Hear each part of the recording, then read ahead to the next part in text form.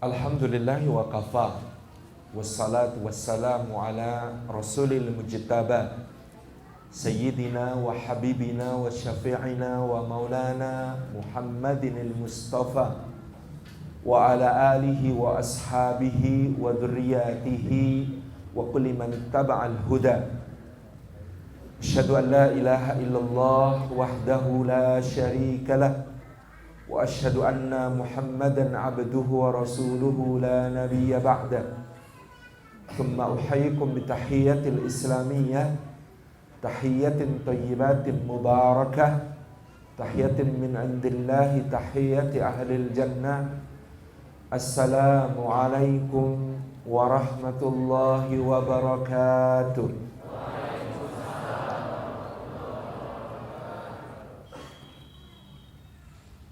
Hadrat al-afadil, para alim, para ulama, para asatid, para ustazat, guru-guru umat yang senantiasa kita ta'zimi.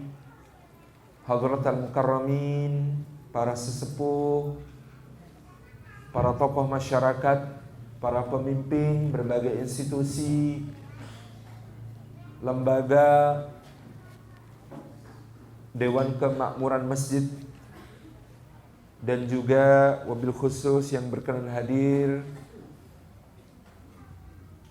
GM dari Pertamina Geothermal yang kita hormati, hadirin hadirat semuanya, ikhwan dan akhwat, bapak-bapak, ibu-ibu, rekan-rekan sekalian, rahimani wa rahimakumullah. Puji syukur kehadirat Allah Subhanahu wa taala atas limpahan karunia-Nya di waktu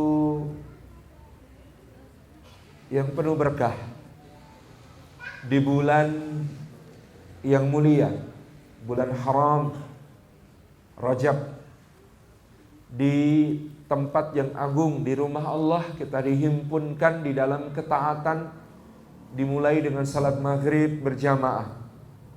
Mudah-mudahan setiap langkah yang kita tempuh menuju ke tempat ini tiap tapaknya menggugurkan dosa-dosa kita, meninggikan derajat kita di sisi Allah Subhanahu wa taala, dan menjadi pemudah jalan kita semua menuju ke surga.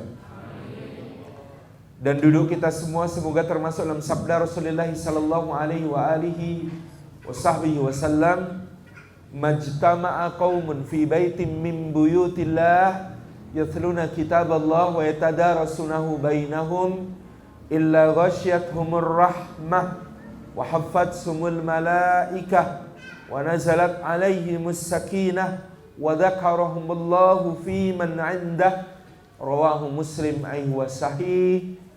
Tidak berhimpun satu kaum di satu rumah di antara rumah-rumah Allah, di dalamnya mereka membaca ayat dari kitab Allah dan mengkaji isinya di antara mereka, melainkan keadaan mereka itu dicurah-curahi rahmat Allah, dinaungi sayap-sayap malaikat Allah, diturunkan sakinah ke dalam hati mereka, dan disebut-sebut nama mereka semua dengan bangga pada makhluk-makhluk mulia yang ada di sisinya. Bapak Ibu yang dirahmati oleh Allah Subhanahu wa taala, pada suatu hari datang menghadap kepada Nabi sallallahu alaihi wa alihi wasallam seorang sahabat.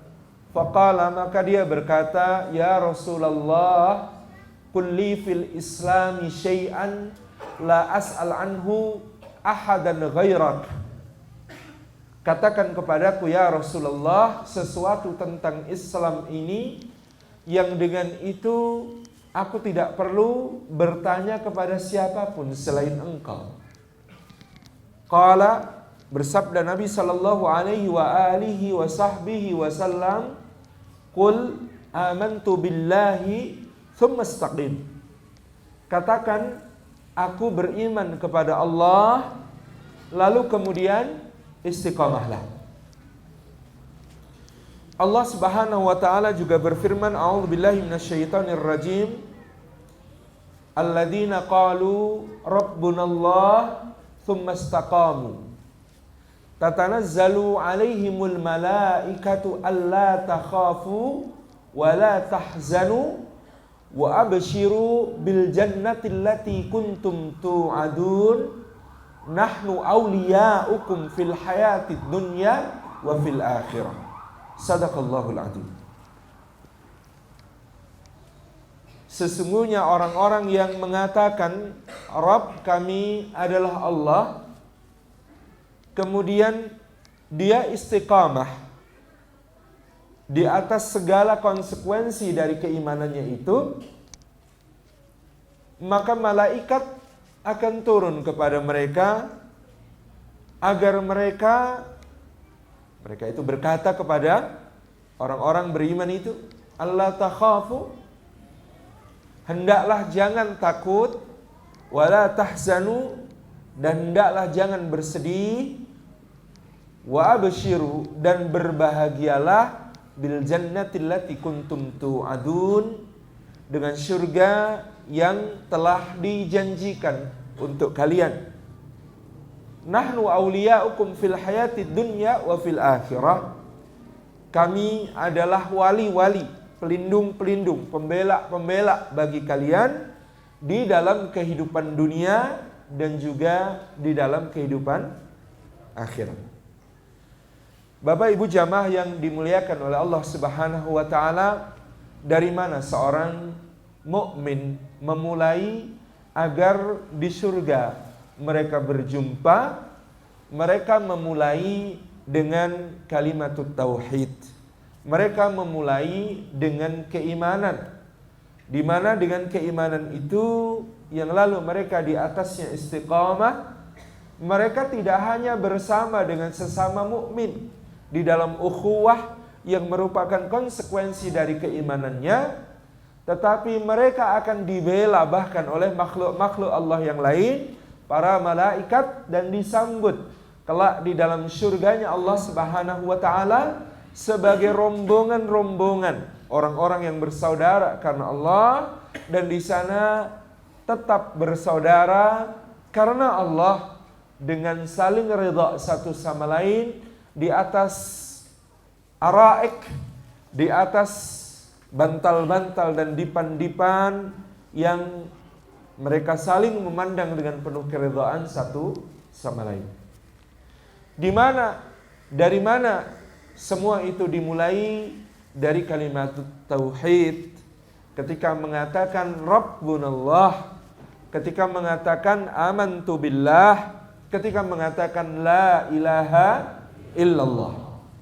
Karena kalimat la ilaha illallah, demikian menurut para ulama, yang pertama adalah ikrar perpisahan dengan segala sesuatu yang jahili, dengan segala sesuatu yang di sana seorang berada di dalam berbagai kegelapan, dosa-dosa, kemaksiatan, kemusyrikan, yang mereka tinggalkan masa lalu itu menuju kepada cahaya. Maka la ilaha illallah adalah perpisahan bukan hanya dengan segala sesuatu yang disembah selain Allah, tetapi juga segala sesuatu yang terkait dengan kegelapan itu. Maka Nabi SAW mengatakan salah satu tanda halawatul iman, manisnya iman, adalah benci kembali kepada jahiliyah seperti ketidaksukaannya untuk dimasukkan ke dalam api, untuk dimasukkan ke dalam neraka. Dimasukkan ke dalam api dunia saja kita tidak suka. Kalau ada yang masuk ke dalam api, ada yang suka. Mandi pakai api, tentu tidak suka. Itu baru api dunia, apalagi api neraka. Maka orang itu benci kembali kepada jahiliyah seperti bencinya ke dalam api. Sehingga inilah di antara tanda manisnya iman yang kita rasakan. Seorang yang bertaubat, seorang yang berhijrah, maka dia tidak ingin kembali kepada hal-hal yang terkait dengannya di masa yang dia anggap sebagai masa jahiliyahnya, masa kegelapannya, masa kelamnya, masa lalunya. Maka di antara hal yang termasuk adab dari seorang yang berhijrah adalah tidak perlu membangga-banggakan masa lalunya. Tidak perlu menyebut-nyebut tentang rekor-rekor kejahatannya. Tidak perlu gitu ya, saling membandingkan satu sama lain dosa macam apa yang paling parah yang pernah kita lakukan. Karena hakikatnya hatinya harus malu, benci, tidak suka tentang masa jahiliyah tersebut. Di antara contoh yang luar biasa ditunjukkan oleh orang-orang Ansar pada peristiwa di tahun ke-7 Hijriah yang disebut sebagai peristiwa Umratul Qadha, umrah pengganti. Kenapa disebut umrah pengganti? Karena ini adalah salah satu klausul dari perjanjian Hudaybiyah, yang pada tahun ke-6 Hijriah sebenarnya Nabi SAW bersama 1.500 sahabat radhiyallahu anhum majma'in telah memakai pakaian ihram, mengambil miqat di Dzul Hulaifah di luar kota Madinah, di Bir Ali, kita menyebutnya sekarang demikian. Kemudian mengadakan perjalanan 8 hari berjalan kaki dan berkendara dari Dzul Hulaifah menuju ke kota Makkah pada bulan Dzulqa'dah tahun ke-6 Hijriah dengan niat melaksanakan manasik. Mereka dihadang, mereka dihentikan, terpaksa berkemah di daerah yang namanya Hudaybiyah. Tawar-menawar yang alat untuk bisa memasuki kota Makkah. Berulang kali Quraisy mengirim dutanya untuk memaksa dan mengintimidasi ataupun membujuk Nabi SAW dan para sahabat untuk membatalkan niatnya dan kembali ke Madinah. Sampai singkat cerita akhirnya mereka mengadakan sebuah persetujuan yang disebut sebagai Sulhul Hudaybiyah dengan Quraisy diwakili oleh Suhail bin Amr dan Nabi SAW di pihak kaum muslimin. Salah satu klausul dari perjanjian itu, kalau yang pertama, diadakan gencatan senjata selama 10 tahun antara Makkah dengan Madinah. Sesuatu yang akan dilanggar sendiri oleh pihak Quraisy pada tahun ke-8 nanti sehingga terjadi Fathu Makkah. Klausul berikutnya bahwa Rasulullah SAW pada tahun itu tidak boleh melaksanakan manasik, harus kembali ke Madinah, tetapi diperbolehkan untuk datang lagi ke Makkah pada tahun berikutnya dengan tidak membawa senjata apapun selain pedang di dalam sarungnya yang biasa dipakai oleh musafir bepergian.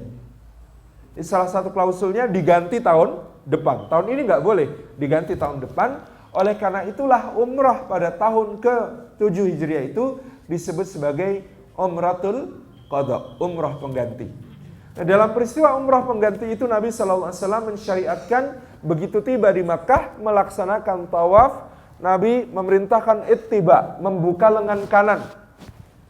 Konon ini juga ada hikmah basyariahnya, hikmah kemanusiaannya, menunjukkan kepada orang-orang musyrikin Quraisy yang mendaki ke pegunungan di sekitar Ka'bah, melihat kaum muslimin melaksanakan manasik, itu diperlihatkan betapa kokohnya, sehatnya kaum muslimin, datang langsung tawafnya semi lari-lari kecil gitu ya, birramli, dengan berlari-lari kecil 3 putaran pertama plus dengan lengan dibuka tampak keker-keker. Hikmah basyariahnya orang Quraisy mikir-mikir juga mau nyerang gitu. Karena wah ini ternyata seger buger, sehat dan kuat-kuat gitu.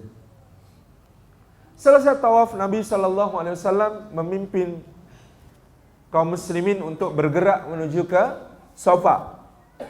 Di Bukit Safa, Rasulullah SAW memerintahkan kaum muslimin untuk sa'i antara Safa dengan Marwah dengan berbolak-balik 7 lintasan.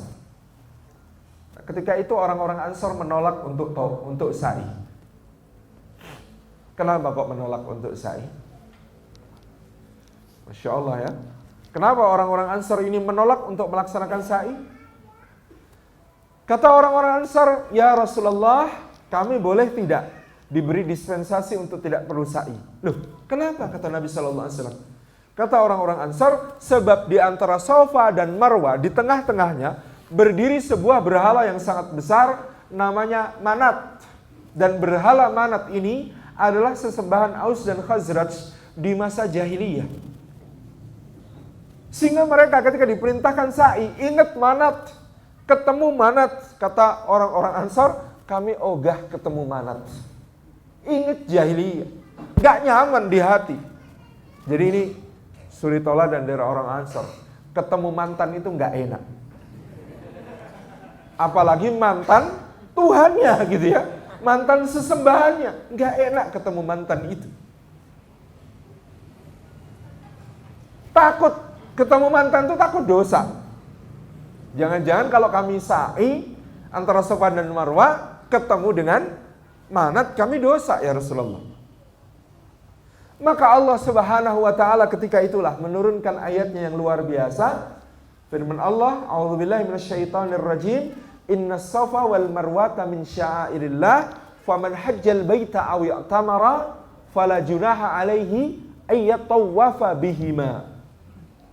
Kata Allah Subhanahu wa taala, sesungguhnya Safa dan Marwah itu termasuk di antara syiar-syiar Allah. Gak ada hubungannya sama Manat. Itu syiarnya Allah. Bahwa ada Manat di situ, gak ada hubungannya dengan syiar Allah. Faman hajjal baita aw i'tamara, maka siapa yang berhaji atau melaksanakan umrah, fala junaha alaihi, maka tidak ada dosa baginya ayatawafa bihima, untuk melaksanakan sa'i di antara Safa dan Marwah. Maka ayatnya lucu kan? Maka tiada dosa baginya. Dulu kan kita bingung baca ayatnya. Kok disebutkan sa'i itu maka tiada dosa baginya. Dulu yang namanya Urwah bin Zubair, ulamanya tabi'in, itu pernah bertanya kepada Ibunda Aisyah, Bunda, Allah menyebutkan tidak ada dosa baginya untuk sa'i antara Safa dan Marwah. Kalau tidak ada dosa, berarti tidak dilakukan, kan tidak ada apa-apa. Melakukan saja disebut tidak ada dosa, berarti kalau tidak melakukan lebih baik lagi. Kan gitu kesimpulannya. Kalau melakukan saja disebut tidak ada dosa, maka tidak melakukan berarti lebih baik. Itu pemahamannya Urwah bin Zubair. Kemudian Aisyah mengatakan, nah bukan begitu. Ayat ini turun ketika orang-orang Ansar menolak sa'i karena takut ketemu Manat. Maka karena mereka takut dosa, Allah memberi penegasan kepada mereka bahwa tiada dosa baginya sa'i antara Safa dan Marwah. Jadi ketemu mantan itu enggak apa-apa, tiada dosa, asal enggak ngapa-ngapain. Ya kan, enggak ngelus-elus si Manat gitu ya, enggak nyium-nyium si Manat gitu kan, enggak ngapa-ngapain si Manat, maka tidak ada dosa sa'i antara Safa dan Marwah. Ini penegasan yang diberikan Allah kepada orang-orang Ansar. Jadi ini selain menjadi sebuah tasyri', Allah Subhanahu wa taala mensyariatkan sa'i, tetapi juga menjadi petunjuk bagi kita betapa luar biasanya imannya orang-orang Ansar, bahwa mereka benci kepada segala sesuatu yang terkait dengan masa lalunya. Mereka ingin berpisah dengan segala sesuatu yang terkait dengan masa lalunya. Ini adalah hal yang indah di dalam iman. Seperti juga yang dikatakan oleh Sayyidina Umar ibn Khattab kepada Hajarul Aswad. Teman-teman pengen gak nyium Hajar Aswad? Pengennya kenapa? Sunnah. Itulah yang dikatakan Sayyidina Umar bin Khattab. Apa kata beliau? Hei Hajar Aswad, kamu cuma batu, kamu gak bisa ngasih manfaat, kamu gak bisa ngasih madarat. Andai saja aku tidak melihat Rasulullah SAW mencium kamu, aku juga gak akan mencium kamu. Jadi aku mencium kamu karena aku melihat Rasulullah SAW mencium kamu. Itu saja alasannya. Tidak boleh di dalam hati memiliki keyakinan bahwa Hajar Aswad ini bisa memberi manfaat atau bisa memberi madarat. Jadi nyium Hajar Aswad itu bagi Umar rasanya masih ganjel. Kenapa? Karena ingat zaman jahiliyah, nyium-nyium berhala gitu ya, ngusap-usap berhala, dan meyakini bahwa berhala itu memberi manfaat atau madarat. Tetapi apa yang mengatakan, apa yang menjadikan Sayyidina Umar tetap mencium Hajar Aswad? Indah sekali. Karena aku melihat Rasulullah Sallallahu Alaihi Wasallam mencium kamu, maka aku pun mencium kamu. Kamu cuma batu, tidak bisa memberi manfaat, tidak bisa memberi madarat. Kenapa Umar mengatakan demikian? Karena perlakuan terhadap Hajar Aswad itu mengingatkannya tentang apa yang dia lakukan di masa jahiliyah terhadap berhala. Tabarakah. Jadi la ilaha illallah adalah ikrar perpisahan kita dengan segala sesuatu yang berasal dari masa lampau. Dengan ikrar perpisahan itu seorang mukmin merasa nyaman dengan keimanannya apapun resikonya, meskipun sesuatu yang sifatnya jahiliyah dan kekufuran menawarkan yang lebih baik. Inilah yang dialami Sayyidina Utsman bin Mad'un radhiyallahu anhu. Utsman bin Mad'un berasal dari keluarga bangsawan kabilah Bani Makhzum. Ketika dia masuk Islam, dia aman sentosa. Kenapa? Karena dia dilindungi oleh paman-pamannya. Salah satu paman yang paling melindunginya dan menyayanginya namanya Walid bin Mughirah. Walid bin Mughirah adalah ayahanda Khalid bin Al-Walid, pamannya Abu Jahal dari pihak bapak. Karena Abu Jahal itu namanya Amr bin Hisham bin Mughirah. Jadi dia anaknya, kakaknya Walid bin Mughirah. Dan Walid bin Mughirah adalah juga paman Sayyidina Umar bin Khattab dari jalur ibu. Jadi kalau Walid bin Mughirah, bapaknya Khalid bin Walid ini adalah pamannya Abu Jahal dari jalur bapak, dia juga sekaligus pamannya Umar bin Khattab dari jalur ibu. Dan dia adalah paman juga dari jalur ayah dari Utsman bin Mad'un. Utsman bin Mad'un ini begitu masuk Islam, aman, sentosa dilindungi pamannya. Lalu dia melihat, menyaksikan bagaimana para sahabat yang lain radhiyallahu anhum ajma'in mengalami penyiksaan, mengalami kekejian. Dia melihat bagaimana keluarga Yasir dibunuh, disalib sampai mati. Sumayyah, istrinya, disula dengan tombak tembus dari selangkangan sampai ke kepalanya. Syahidah pertama dalam Islam.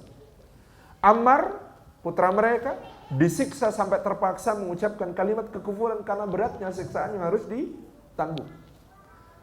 Bilal ditarik tubuhnya sampai terparut-parut oleh pasir dan bebatuan. Ditelentangkan di atas pasir yang membara, ditindih dengan batu yang sangat besar, dicambuk dengan cambukan yang sangat menyiksa, keras sekali sampai dikatakan kulitnya Bilal itu pecah. Kadang ketika dicambuk dagingnya ada yang koyak, darahnya muncrat.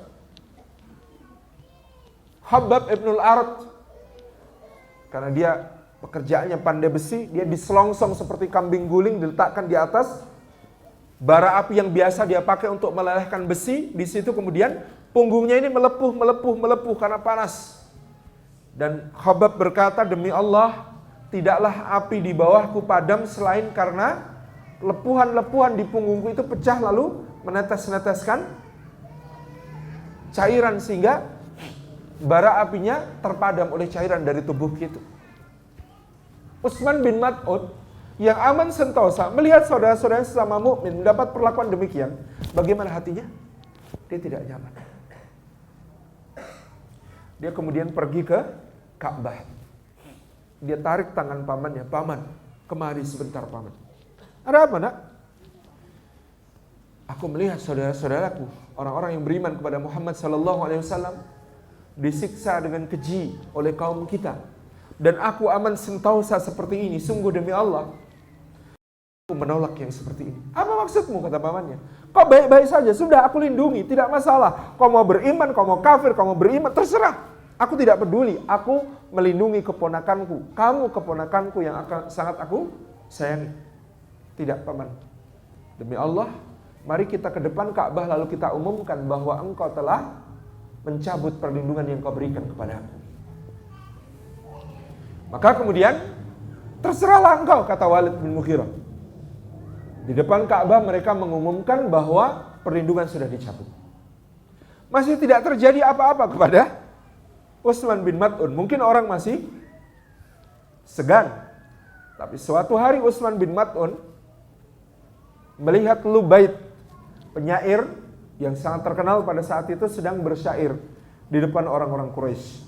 Lubaid berkata dalam syairnya, ingatlah bahwa segala sesuatu selain Allah itu fana. Meskipun penyair jahiliyah, kadang-kadang kalimatnya itu ada yang benar. Masuk kalimat ini, ingatlah bahwa segala sesuatu selain Allah itu fana. Kata Utsman bin Mad'un, orang ini benar. Sadaqah. Dia benar. Kemudian Lubaid berkata, dan segala kenikmatan pasti sirna. Utsman bin Mad'un komentar lagi, kadzab, kalau ini dia bohong. Karena nikmat surga di sisi Allah kekal bagi orang-orang beriman. Lubaid, Anda bayangkan, seorang lagi performance di depan, tampil di tengah audiens, fansnya yang fanatik begitu ya, yang gitu. Lalu diinterupsi terus begitu sama Utsman bin Mad'un. Lubaid marah, dia bilang, hei orang-orang Quraisy, ada apa dengan kalian? Sejak kapan orang-orang bodoh mengganggu penyair-penyair kalian? Maka orang-orang Quraisy bangkit, lalu mereka memukuli Utsman bin Mad'un sampai kemudian mata kirinya ini pecah, Bapak Ibu dan Saudara. Pamannya Walid bin Mughirah dikabari orang, keponakanmu dipukuli orang. Kata Walid bin Mughirah, sudah aku bilang. Dia datang dengan anak buahnya kemudian melerai. Lalu ditarik. Dia bilang, pamannya ini bilang, tuh kan keponakanku, ku bilang juga. Lihat matamu. Sampai pecah begitu gara-gara kau lepaskan perlindunganku. Kalau saja aku masih melindungimu, mata itu akan sehat, baik-baik saja. Apa kata Utsman bin Mad'un, Bapak Ibu dan Allah? Paman, bahkan mata yang satu ini iri kepada mata yang telah terluka, karena dia telah terluka di jalan Allah. Tabarakar Rahman. Dari sini seorang mencintai keimanannya dan mengucapkan selamat tinggal kepada segala sesuatu yang jahiliyah. Maka ketika dia mengucapkan la ilaha illallah, konsekuensinya adalah meninggalkan segala sesuatu yang gelap di dalam hidupnya. Kita kadang-kadang ringan mengucapkan kalimat tauhid, tapi kita kurang paham konsekuensi apa yang harus kita tanggung dari kalimat itu. Abu Jahal mungkin lebih paham daripada kita tentang konsekuensi kalimat ini. Kenapa? Karena satu hari Rasulullah SAW bersabda kepada Abu Jahal dengan kata-kata, ya Abul Hakam, qul kalimatan wahidatan tamlikul Arab wal Ajam. Wahai Abul Hakam, kalau manggil Abu Jahal pun Rasulullah dengan kalimat penghormatan, tidak melecehkan. Ya Abul Hakam, itu panggilan kehormatannya Abu Jahal. Kul kalimatan wahidatan, katakan satu kalimat. Tamlikul Arab wal Ajam, yang akan membuatmu bisa menjadi penguasa bagi orang Arab maupun orang Ajam. Ini bukti bahwa dakwahnya Rasulullah SAW itu bukan untuk meraih kekuasaan. Kalau memang Abu Jahal ini orang yang mampu mengemban kekuasaan dalam pandangan Rasulullah, maka kalau dia berislam, maka tidak ada masalah, kekuasaan tetap di tangan dia. Apa yang dijawab oleh Abu Jahal? Abu Jahal menjawab, walau asyra kalimat ya Muhammad. Wah, menarik sekali kalau untuk menjadi penguasanya Arab dan Ajam, jangankan 1, 10 juga saya sanggup, wahai Muhammad. 10 kalimat juga oke. Faqala Nabi sallallahu alaihi wasallam, maka Nabi SAW bersabda, "Qul la ilaha illallah Muhammadur Rasulullah."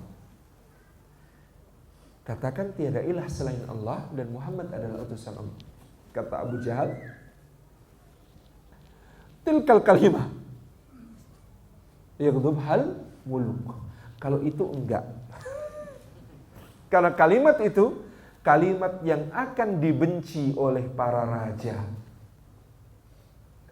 Kenapa dikatakan? Kalimat itu adalah kalimat yang dibenci oleh para raja. Kenapa? Karena dalam pemahaman Abu Jahal dengan la ilaha illallah jadi raja, itu tidak seperti raja dalam bayangannya. Kalau Anda dengan la ilaha illallah kok jadi raja, maka satu, Anda bertanggung jawab kepada Allah, dua, bertanggung jawab kepada Rasulullah, tiga, bertanggung jawab kepada seluruh yang dipimpin. Anda jadi raja, tidak berkuasa, tetapi justru Anda harus jadi pelayan. Anda jadi raja, justru Anda akan sangat berkurang hak-hak Anda, tetapi bertambah kewajiban-kewajiban Anda. Anda jadi raja, Anda dihitung bukan dari berapa banyak yang melayani Anda, tapi Anda dihitung dari berapa banyak yang Anda layani. Maka Ibnu Khaldun dalam kitab Muqaddimahnya mengatakan, dari kalimat Abu Jahal ini kita dapat menyimpulkan iman dan cinta pada kekuasaan tidak akan pernah bersatu. Orang yang faham hakikat la ilaha illallah tidak akan pernah berambisi menjadi seorang penguasa. Karena ribet. Jadi penguasa kok pakai kalimat la ilaha illallah, itu ribet, super ribet. Seperti pemahaman Abu Jahal dengan kalimat la ilaha illallah Muhammadur Rasulullah. Satu, dia bertanggung jawab kepada Allah. Dia harus memerintah dengan sesuatu yang turun dari Allah. Aturan-aturan Allah. Dua, dia akan berhadapan dengan Rasulullah SAW di dalam pengadilan akhirat. Siapapun yang memimpin umatnya Muhammad SAW, kemudian curang, menipu mereka, Rasulullah SAW yang akan menjadi musuhnya di hadapan Allah. Yang ketiga, dia akan bertanggung jawab atas semua yang dipimpinnya. Maka dia akan berhadapan dengan semua rakyatnya yang merasa dirugikan olehnya di dalam pengadilannya Allah Subhanahu wa taala.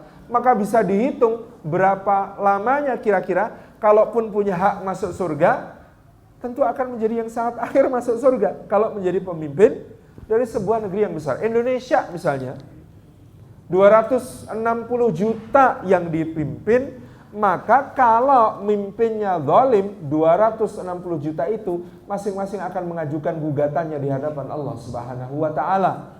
Yang kita-kita yang tidak punya jabatan sudah lenggang kangkung masuk surga, antri yang mau menggugat untuk pemimpin ini masih 259.957 orang. Misalnya begitu. Kira-kira mau masuk surganya berapa kali lipat lebih lama nunggunya dari orang-orang yang ringan amanah. Itu kalau masuk surga.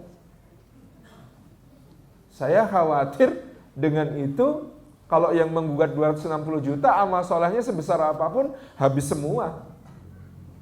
Kalau amal solehnya sudah habis, yang menggugat masih banyak, diambil, dosanya penggugat diberikan kepada yang bersangkutan. Ribu. Belok. Kok kita jadi ngomongin kekuasaan? Jangan. Kita kembali ke jalan yang lurus. Bapak Ibu yang dirahmati oleh Allah Subhanahu wa taala, itulah kenapa Pangeran Diponegoro itu 2 kali menolak ketika direkomendasikan menjadi sultan. Berat. Ini tadi saya baru dikirimi WhatsApp oleh Profesor Peter Carey yang 40 tahun meneliti tentang Pangeran Diponegoro. Beliau mengatakan, "You wrote a great article on this subject. Very impressive. I love it." Gitu. Ya, Pak Peter itu memang senang memuji, tapi dipuji sama beliau ini ya senang juga gitu. Objektif orangnya.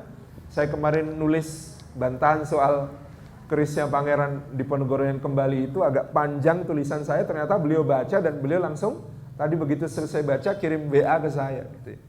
ya, diapresiasi oleh seorang sejarawan gitu ya. Sementara yang sok-sok sejarawan di Twitter bully saya gitu. Ustadz ngerti apa tentang sejarah? Soal sejarah kan serahkan pada ahlinya, pakarnya, pakar sejarah. Dia nggak ngerti. Ustadz yang ini ke Leiden 2 kali ngejar arsip-arsip tentang Diponegoro. Bapak Ibu yang dirahmati Allah, sudah masuk Isya? Sudah? Oh belum? Berapa menit lagi Ustaz? Udah lewat Bu? Kita tutup aja kalau begitu ya. Selesai. Oh 4 menit lagi. Baik. Jadi konsekuensi dari kalimat la ilaha illallah ini yang begitu agung, yang difahami dengan baik oleh para sahabat, sehingga ketika Rasulullah sallallahu alaihi wasallam mengatakan qul amantu billah tsumma istaqim, katakan bahwa aku beriman kepada Allah, kemudian istiqamah, para sahabat faham. Itu kalimat ringkas tapi tidak mudah untuk menjadi sebuah amalan, karena konsekuensi pertama dari la ilaha illallah adalah ikrar perpisahan dengan segala sesuatu yang jahiliyah. Kadang-kadang ekspresinya menjadi seakan-akan gimana gitu. Misalnya begini, dalam peristiwa perang Badar, ada seorang tawanan perang Badar namanya Abu Aziz bin Umair. Itu adik kesayangannya Mus'ab bin Umair radhiyallahu anhu. Nah, Abu Aziz bin Umair ini ditangkap sama Abdurrahman bin Auf. Ketika kemudian ketemu Mus'ab, Mus'ab tersenyum lihat adiknya sama Abdurrahman bin Auf. Adiknya ngira itu senyum sama dia. Ternyata Mus'ab bilang sama Abdurrahman bin Auf, eratkan ikatanmu, kencangkan belenggunya, karena dia punya seorang ibu yang sangat menyayanginya. Nanti kalau kau minta tebusan pada ibunya, ibunya pasti rela membayar mahal untukmu, wahai saudaraku. Adiknya kaget. Tega amat ngomong gitu. Aku adikmu, Bang. Kata Mus'ab, betul, engkau adik kandungku, tetapi dia saudaraku di dalam iman. Ikatan iman lebih kuat daripada ikatan darah. Kalau orang tidak lihat konteks kan, gimana sih sama adik sendiri tega gitu.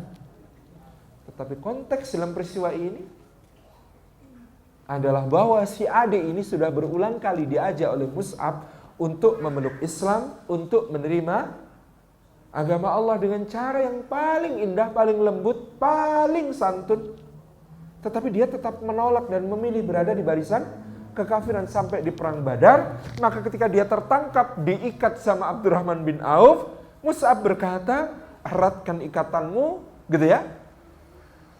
Perkuat belenggunya, karena dia punya ibu yang sangat menyayanginya. Ya dia tahu, ibunya itu ya, sayang banget sama anak-anaknya. Sama Mus'ab juga sayang, sama Abu Aziz bin Umar ini juga sayang. Nanti kalau kau minta tebusan, pasti dia akan memberikan tebusan yang besar.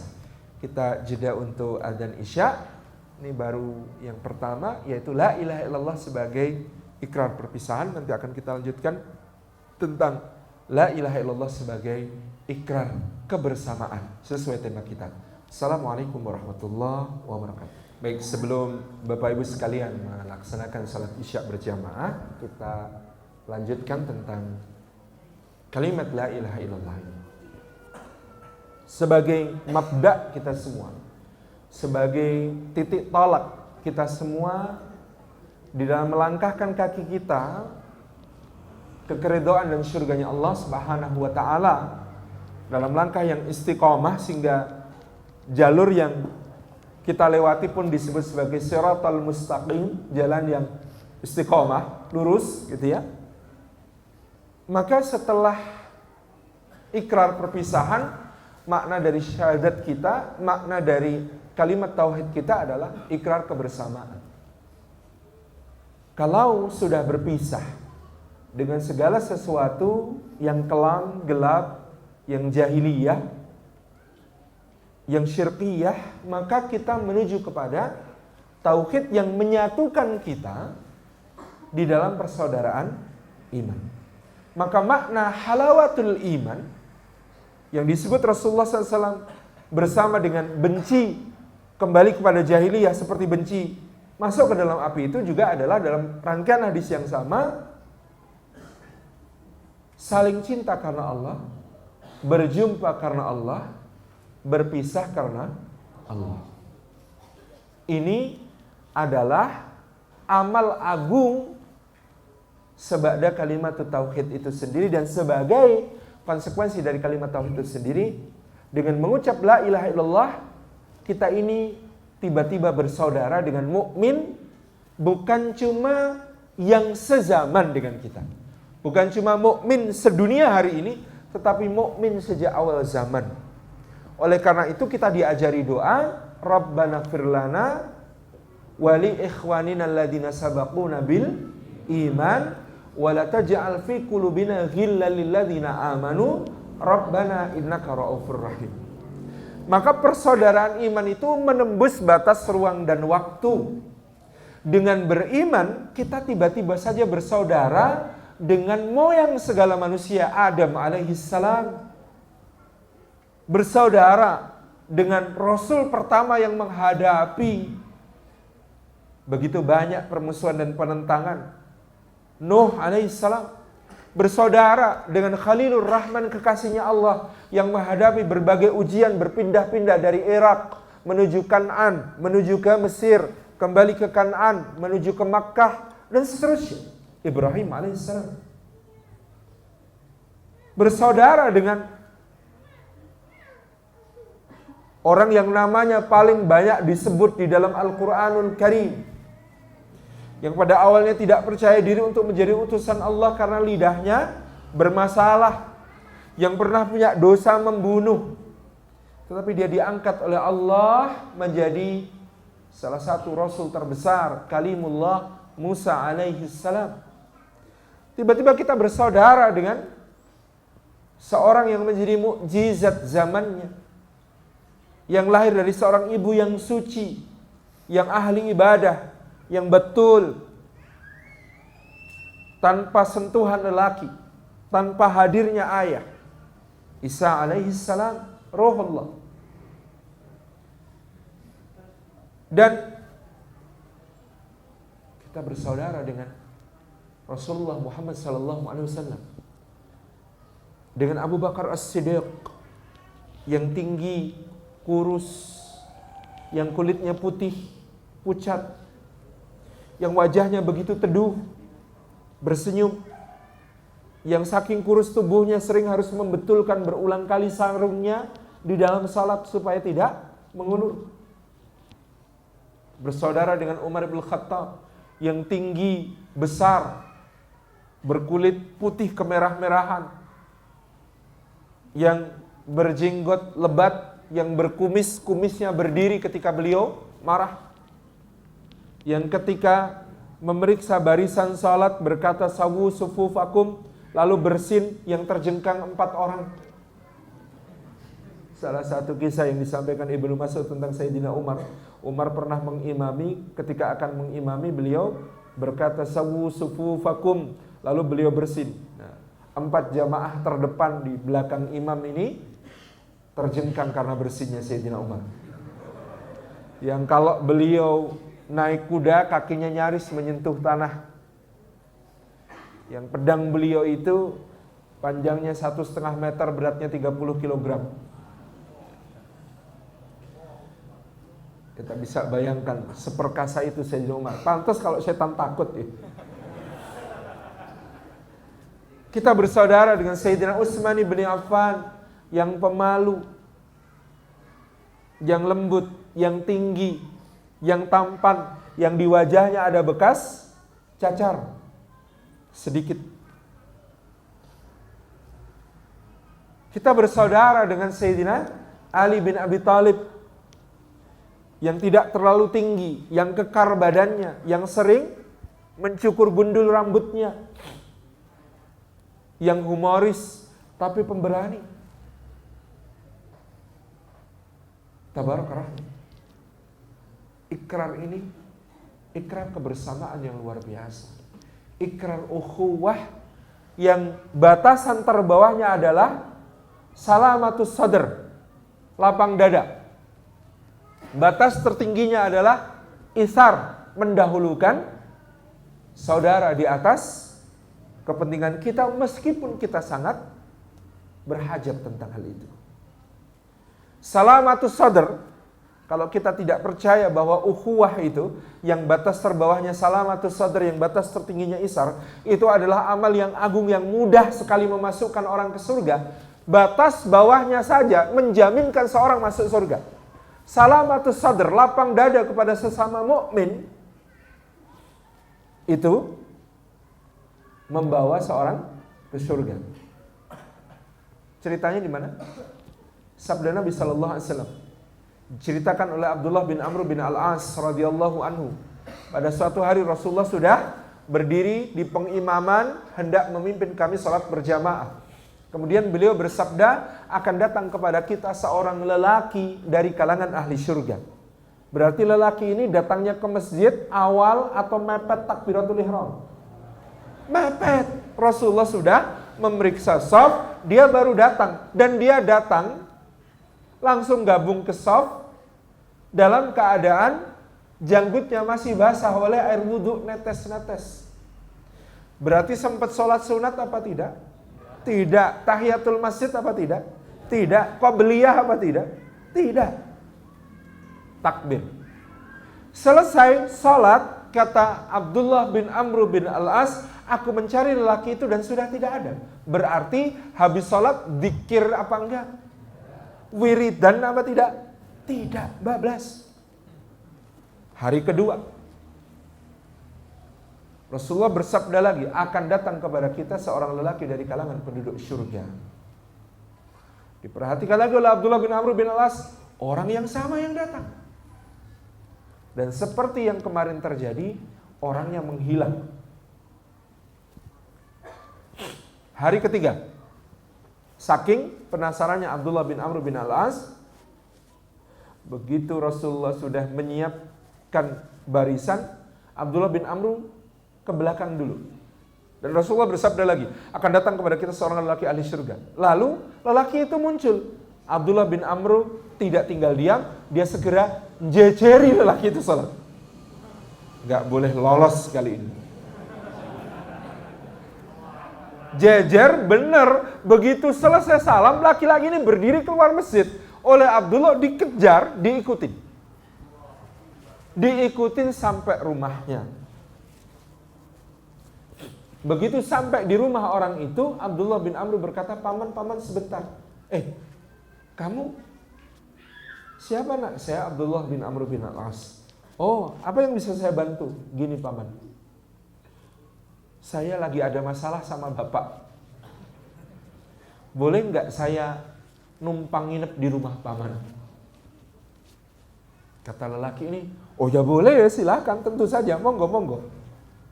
Akhirnya Abdullah bin Amr bin Al-As menginap di rumah lelaki itu dengan tekad bulat, saya pengen tahu kayak apa ibadahnya orang ini sampai oleh Rasulullah dijamin surga sampai 3 kali. Malam Abdullah bin Amr bin Al-As pura-pura tidur, tapi tetap waspada kapan kira-kira lelaki ini akan bangun untuk sholat malam. Ditunggu, tidak tidur semalam Abdullah bin Amr bin Al-As. Kok gak sholat malam? Udah mau subuh ini. Betul, adzan subuh baru bangun, terus wudhu, terus ke masjid, sampai masjid sudah takbiratul ihram kayak kemarin. Habis sholat, klepet lagi, langsung pergi. Waduh, tadi kok nggak sahur ya? Puasa apa enggak? Loh, pagi-pagi ngajak sarapan. Senin nih padahal. Ayo dek, makan. Makan. Malam berikutnya sama. Malam berikutnya sama. Hari ketiga Abdullah bin Amr bin Al-As nyerah. Paman, sebenarnya saya nggak ada masalah sama bapak. Loh, katanya kemarin ada masalah. Enggak, saya tuh cuma pengen tahu. Lah paman ini luar biasa. Luar biasa gimana? Sama Rasulullah, paman itu disebut sebagai ahli surga. Itu sampai 3 kali. Makanya saya pengen tahu amal ibadah paman tuh kayak apa. Saya tuh pengen niru biar saya juga masuk surga. Oh ya, kalau saya ya amalnya gitu-gitu aja, enak, nggak istimewa. Itulah saya juga bingung. Paman qiyamul lail juga enggak, sholat sunnah juga enggak, puasa juga enggak, sedekah juga saya belum lihat gitu. Terus paman itu amal andalannya apa? Kok Rasulullah sampai bilang paman itu ahli surga, ahli surga, ahli surga. Ya apa ya, saya nggak tahu nak. Nggak tahu dek. Apa ya dek? Nggak, paman tolong jujur sama saya. Apa hal yang selalu paman lakukan yang tidak orang lain lakukan? Nggak ada kalau ibadah. Saya ibadahnya standar toh. Datang menjelang iqomah, habis salam pulang gitu kan, standar gitu. Enggak, paman pasti punya sesuatu yang paman lakukan yang tidak dilakukan orang. Kalau ibadah nggak ada, ya lainnya ibadah wis, apa wis. Akhirnya orang itu ngaku. Apa dia bilang? Setiap malam menjelang tidur, saya tuh cuma pengen tidur, saya nyenyak. Terus apa yang paman lakukan? Maka semua orang yang punya salah pada saya hari itu, saya maafkan, saya mintakan ampunan kepada Allah, terus saya istighfar untuk diri saya sendiri, terus saya bobok, jadinya nyenyak. Karena saya nggak pengen bawa dendam, karena saya nggak pengen nyesek, karena saya nggak pengen baper, karena saya nggak pengen gagal move on. Udah, semuanya saya lepasin, bahkan saya mintakan ampun kepada Allah untuk mereka. Sehingga saya tidurnya nyenyak. Iya nyenyak banget sampai enggak tahajud. Kata Gus Bahaan gitu ya. Tidur dengan keyakinan bahwa Allah Maha Pengasih, Maha Penyayang, Maha Pengampun, itu bisa jadi lebih utama daripada bangun qiyamul lail tetapi berburuk sangka kepada Allah. Ya Allah, dari kemarin kok doa saya tidak kau kabul-kabulkan. Nah itu kalah keutamaannya sama orang yang tenang dengan segala karunia Allah sehingga tidurnya nyenyak. Suatu hari ada seorang salafus saleh salat malam bersama anaknya. Dan mereka itu punya tamunya itu banyak. Di antara tamunya itu nggak ada yang salat malam. Anaknya ini komentar, orang-orang diberi nikmat Allah nggak dipakai sholat malam. Apa kata bapaknya kepada anak ini yang ikut sholat malam sama bapaknya tetapi bilang tentang tamunya bahwa mereka nggak mensyukuri nikmat sudah diberi nikmat, nggak mau tahajud. Apa kata bapaknya? Nak, kamu tadi tidur saja lebih baik daripada kamu bangun tapi ngomong begitu. Mbok, ya tadi itu tidur saja itu lebih baik daripada kamu ngomong begitu, meremehkan orang lain. Subhanallah ya, memang ngelola hati itu nggak gampang. Kadang gara-gara qiyamul lail cuma beberapa rakaat saja kita merasa lebih baik daripada orang lain itu. Subhanallah. Gara-gara datangnya lebih duluan ke masjid kita merasa lebih baik daripada yang mepet tadi. Subhanallah gitu ya.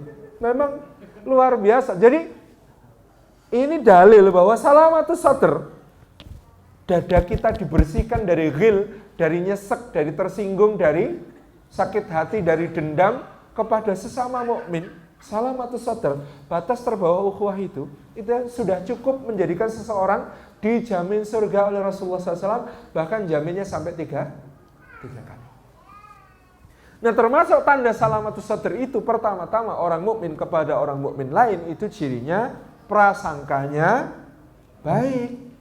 Maka rukun atau konon undang-undang ukhuwah di surah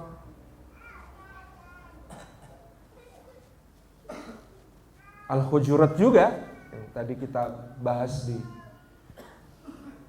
Kamojang itu yang pertama, ya ayyuhalladzina amanu jtanibu katsiran minadh-dhon. Wahai orang-orang beriman, jauhilah kebanyakan dari prasangka. Itu ukhuwah paling dasar, itu ujiannya di prasangka. Karena prasangka itu inna ba'dadh-dhanni ismun, sebagian besarnya dosa. Prasangka itu dosa. Dan prasangka buruk itu tanda bahwa kita berprasangka buruk kepada diri kita sendiri sebelum berprasangka buruk pada orang lain. Misalnya kita lihat ada orang gitu ya, melewati satu tempat maksiat atau keluar dari satu tempat maksiat. Lalu kita bilang dalam hati, ih, ahli maksiat. Kenapa kita bilang begitu? Karena kita membayangkan, andai saya jadi dia, kok di situ pasti melakukan itu. Padahal boleh jadi dia ke situ nganter paket. Padahal boleh jadi dia ke situ, gitu ya, keperluannya lain.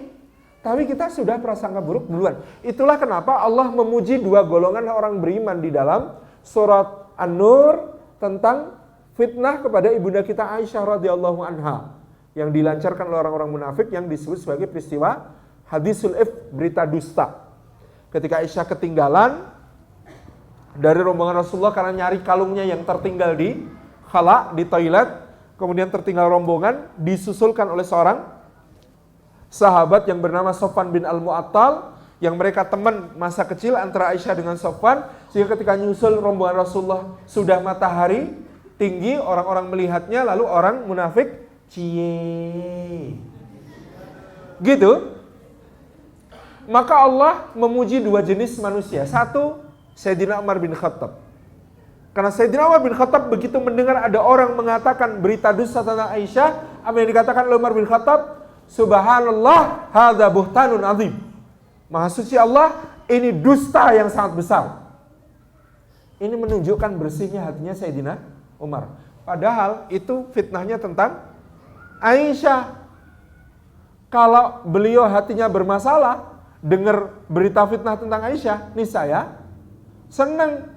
Aisyah yang paling disayang Nabi sekarang kena problem. Nanti kalau Aisyah tergeser, anakku Hafsah akan jadi yang paling disayang. Kan gitu? Enggak. Luar biasanya Sayyidina Umar dengar berita langsung mengatakan, Subhanallah, hadza buhtanun azim. Maha suci Allah, ini dusta yang sangat besar. Kelompok kedua yang dipuji Allah, disebut oleh Allah orang-orang yang berbaik sangka kepada dirinya sendiri. Kenapa disebut berbaik sangka kepada dirinya sendiri? Riwayatnya adalah tentang Abu Ayyub Al-Ansari dan istrinya Ummu Ayyub. Di mana Abu Ayyub bertanya begini pada istrinya. Hei Ummu Ayyub, kalau kau jadi Aisyah, kira-kira peristiwa itu kejadian apa enggak? Kata Ummu Ayyub, subhanallah suamiku, sejelek-jeleknya aku loh ya.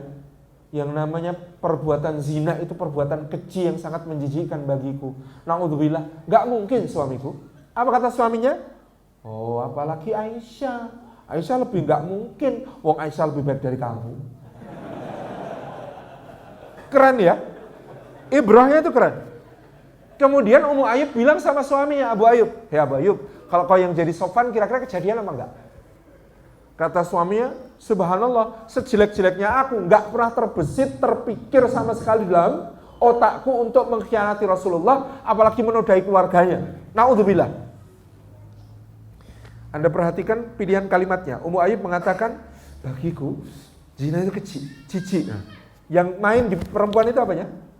Perasaan, rasa kecil, rasa jijik itu ya. Perhatikan kalimatnya laki-laki, Abu Ayyub. Apa yang main? Pikiran. Dia bilang, gak pernah terpikir, gitu kan?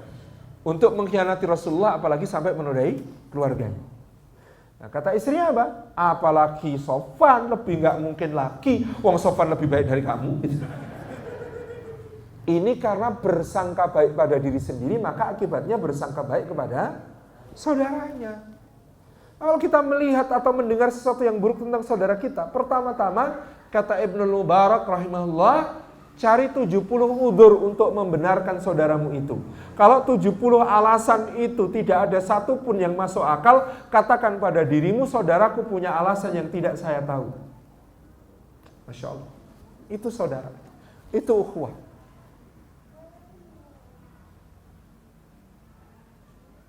Tabarakah. Itu yang perlu dijaga. Salamatus saudara itu diantara kan baik sangka kepada orang. Karena kalau sudah buruk sangka itu dosanya itu merembetnya kemana-mana. Kalau sudah buruk sangka apa yang terjadi? Orang buruk sangka butuh bukti nggak? Perlu bukti nggak orang buruk sangka? Perlu. Maka apa yang terjadi?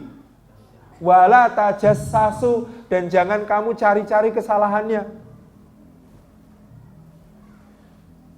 Kalau sudah buruk sangka pasti kepo.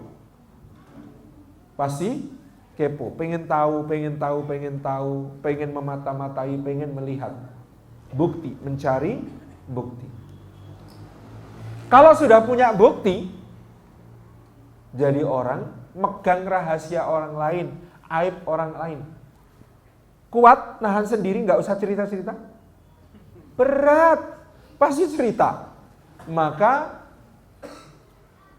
apa kalimat berikutnya? Wala yaktab ba'dukum ba'dha, dan janganlah yang satu menggunjing yang lain. Karena memang kalau sudah pegang aib orang itu pengennya gunjing, susah. Jaga sendiri aib orang itu berat, luar biasa. Karena itu rewardnya besar dari Allah. Siapa yang menjaga aib saudaranya, maka Allah akan jaga aibnya dunia dan akhirat. Bayangkan. Makanya ada seorang ulama, Syekh Umar Sulaiman Al-Ashqar itu mengatakan, saya heran, saya takjub. Ada orang bermaksiat berkali-kali tapi Allah jaga aibnya. Tidak ada orang tahu. Sebaliknya ada orang baru bermaksiat sekali, langsung Allah buka, permalukan di depan umum. Ya boleh saja ada hikmahnya, kata beliau, orang yang dibuka aibnya itu supaya dia lebih mudah untuk bertaubat. Tetapi rahasianya barangkali juga karena orang yang menjaga aib, maka Allah akan jaga aibnya. Tapi orang kalau tidak bisa jaga aib orang, Allah juga akan dengan mudah membuka aibnya. Na'udzubillah min dzalik. Ini yang luar biasa. Ukhuwah itu tuntutan-tuntutannya menjadi berat. Dari salamatus sadr naik ke ta'aruf, saling mengenal. Saling mengenal itu patokannya apa? Mengenal itu yang tampak dan yang bisa diindra. Kalau kita ta'aruf, saling mengenal, itu artinya kita kenal suara langkah sepatunya. Kan orang punya pola langkah sepatu ya. Kita kenal suara motornya, kita kenal ukuran sepatunya, kita kenal suaranya. Begitu kita dengar langsung, oh itu si fulan. Sebagainya, itu namanya kenal, ta'aruf. Naik namanya tafahum. Tafahum itu saling memahami. Saling memahami itu gimana? Lihat wajahnya kita ngerti. Jangan ngomongin gaji. Dia lagi sedih soal gaji turun. Jangan ngomongin bisnis. Wajahnya lagi kayak begitu. Ini pasti hari ini omset turun nih. Dari wajah begitu kita tahu gitu. Dan lain sebagainya, ini namanya tafahum. Dia datang kepada kita wajahnya kayak apa, kita sudah nebak. Oh perlu pinjem duit. Nah, itu namanya tafahum. Yang ketiga namanya ta'awun, saling menolong. Apa yang kita bisa bantu. Karena gantian pasti orang membantu itu saling. Ada waktunya nanti akan perlu dibantu juga. Yang keempat namanya takaful, saling menanggung beban. 2004 bulan Januari saya berangkat ke Aceh bersama rombongan menjadi relawan pasca tsunami. Kok 2004? 2005 Januari, karena tsunami-nya Desember ya, Desember 2004. Januari 2005. Itu teman-teman, jadi kami waktu itu berdelapan itu satu kajian intensif pekan. Ini yang berangkat 3, yang nggak berangkat 5, karena nggak bisa ninggalin tugas kantornya. Itu 5 yang nggak berangkat itu, mereka menjadwal piket tiap hari untuk nganter sekolah anak-anaknya orang yang berangkat jadi relawan, dan mau belanja apa sang istri dari orang yang berangkat jadi relawan itu, belanjanya apa, akan dibelanjakan oleh istrinya sekalian biar nggak repot. Itu namanya takaful, Masya Allah. Dalam ikatan yang sederhana. Tertinggi yang kita sebut adalah ithar, mendahulukan saudaranya. Dari Ansar ada kisah yang luar biasa soal ithar, bagaimana kemudian satu hari Rasulullah sedang tidak punya apa-apa, qadarullah ada tamu muhajir baru sampai ke Madinah. Terus Rasulullah SAW tawarkan, siapa di antara kalian yang bisa menjamu orang ini? Tiba-tiba ngacung berdiri seorang Ansar yang semua orang tahu, ini Ansar termiskin di Madinah. Paling tidak punya apa-apa. Tapi saudara-saudara lain menghormati dia. Dia yang ambil amal soleh, kita jangan ganggu. Kan kita kadang-kadang gitu ya, ada orang, kita tahu orangnya miskin, lalu menawarkan diri membantu, lalu kita merasa lebih dari dia, kemudian kita, udah jangan Pak, saya aja. Dengan perasaan kita merasa lebih mampu dan kita merasa lebih baik. Ini jangan. Kadang-kadang perlu diberi kesempatan. Itu yang dilakukan Rasulullah dan para sahabat. Beri kesempatan. Orang ini pengen beramal kok. Akhirnya orang ini berdiri. Dibawa orang itu ke rumah. Sampai rumah dia tanya istrinya. Ketika tamunya sudah suruh duduk di ruang tamu, tanya sama istrinya, punya makanan enggak? Ada, cuman 1 porsi doang. Anak-anak belum makan, gimana dong bang? Nah, itu ada tamu Dah, anak-anak kasih minum air putih yang banyak, terus suruh tidur. Matikan lampunya, pura-puralah kita sedang kehabisan minyak. Aku akan suguhkan makanannya, kamu sediakan 1 piring lagi kosong untuk aku. Aku akan temani dia makan. Aku akan pura-pura ikut makan supaya dia nyaman makannya. Lalu tamunya makan sampai kenyang, si tuan rumah ngerek-ngerek piring, pura-pura ikut makan. Karena lampunya mati, maka gak ketahuan. Semalaman keluarga itu dalam keadaan lapar, tidur. Pagi-pagi ketika dia sholat subuh berjamaah, ngantar tamunya juga sholat subuh berjamaah, Rasulullah menyambut di pintu masjid, memeluknya, mengatakan, sesungguhnya Allah takjub kepada kalian atas apa yang kalian lakukan semalam. Tabarakallah. Itsar.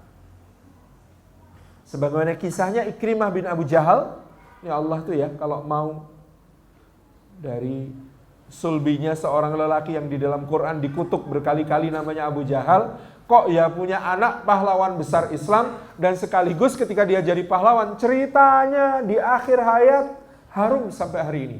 Ikrimah itu di peperangan yang disebut sebagai perang Yarmuk, itu beliau radhiyallahu anhu sakratul maut, terluka parah. Karena beliau kalau perang modelnya apa? Memendam badannya separuh.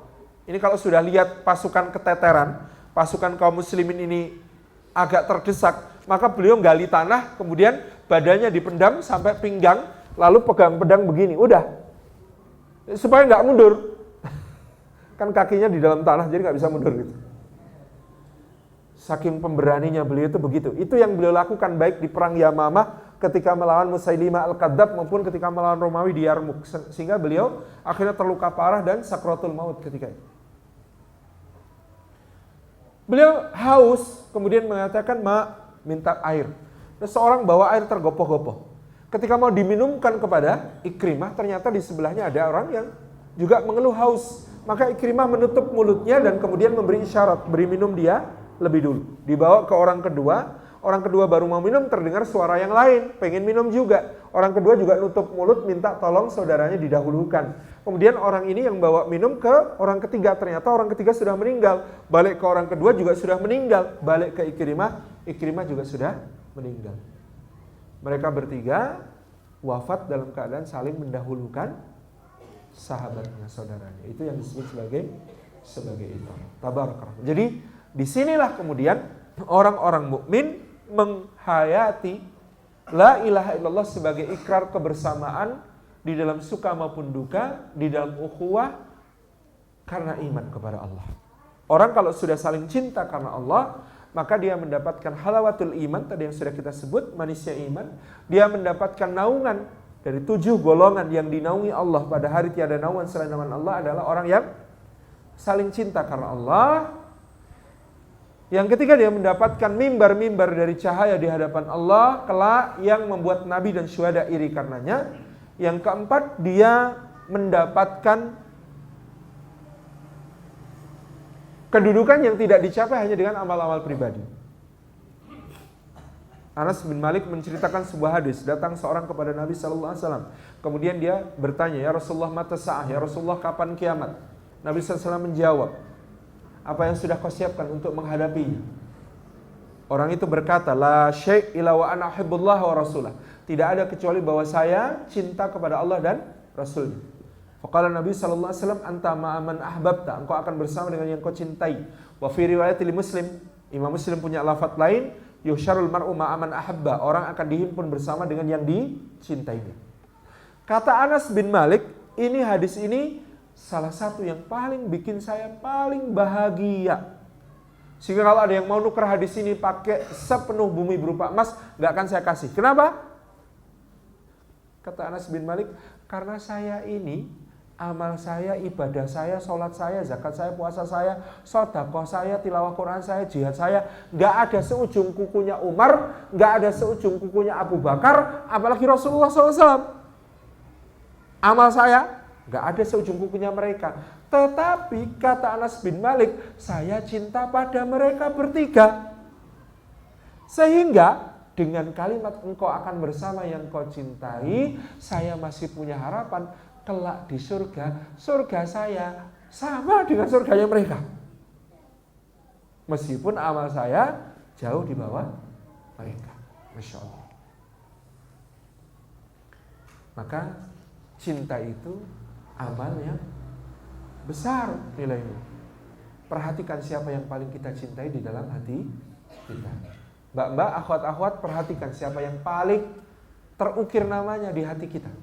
Song Joong Ki, Lee Min Ho, jangan. Kita ganti dengan Muhammad sallallahu alaihi wasallam, kita ganti dengan Abu Bakar As-Siddiq, kita ganti dengan Umar bin Khattab, kita ganti dengan Utsman bin Affan, kita ganti dengan Ali bin Abi Thalib, dengan Sa'ad bin Abi Waqqas, Abdurrahman bin Auf, Abu Ubaidah bin Al-Jarrah, gitu ya. Sa'id bin Zaid, kita ganti dengan orang-orang yang sudah dijamin ke surga, Talha dan Zubair misalnya. Ganti dengan itu supaya kita mendapatkan keutamaan ini. Cinta karena Allah mengantar kita kepada kedudukan yang tidak dicapai hanya dengan amal-amal pribadi. Disinilah kita kelak akan bersama di surga. Bahkan saling cinta yang kuat seperti itu akan membuat kita bisa memberi syafaat kepada saudara kita. Kayak ini pesan sebelum kajian ini ditutup, Bapak Ibu yang dirahmati Allah. Kalau Bapak Ibu terlebih dahulu masuk ke surga Allah Subhanahu wa taala, dan di sana tidak menemukan salim afillah, tolong sampaikan kepada Allah, ya Allah, salim afillah ini pernah menyampaikan 1-2 ayat-Mu kepada kami. Kami gak rela masuk surga kalau dia tidak bersama kami di surga. Gitu ya. Tolong ya, ingat nama saya ya. Kalau saya ingat nama Bapak Ibu semuanya kan repot, banyak banget soalnya. Bapak Ibu yang harus ingat nama saya, nanti kalau masuk surga, tarik saya ke surga.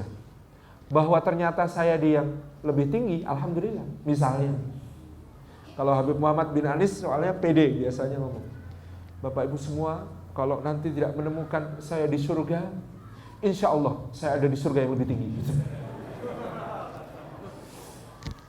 Tabarak Rahman, mudah-mudahan Allah himpunkan kita semuanya di surga Allah. Karena kita semua akan dihimpun dengan iman dan ukhuwah kita, dengan istiqomah kita. Dan istiqomah yang paling kuat adalah istiqomah dalam berjamaah. Seorang ulama Syafi'iyah, Al-Imam Ar-Ramli, ketika menulis tentang sholat khusyuk, beliau mengatakan, sholatlah berjamaah karena satu orang khusyuk, semua dapat pahala khusyuknya. Jadi sholat khusyuk itu paling gampang kita dapat dengan cara berjamaah. Itu cara tabarakallah. Jadi iman, ukhuwah dalam ikatan persatuan kita sebagai satu umat adalah sebuah keniscayaan. Dari sini kita memulai dengan iman, di sana kita berkumpul dengan ukhuwah. Terima kasih. Wassalamualaikum warahmatullahi wabarakatuh.